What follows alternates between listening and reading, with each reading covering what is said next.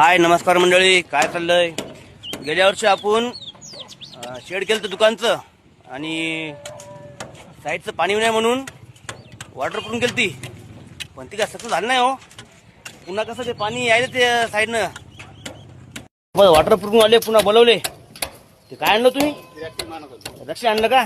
तर फरक पडेल का? पण पडेल ना, फरक पडायला पाहिजे. तो दुकान पाणी आलं एखादा इलाज सांगा बरं मित्रांनो. तुम्ही पक्का इलाज सांगा मला एखादा.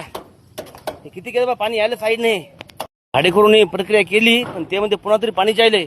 असा पक्का इलाज सांगा मला तुम्ही.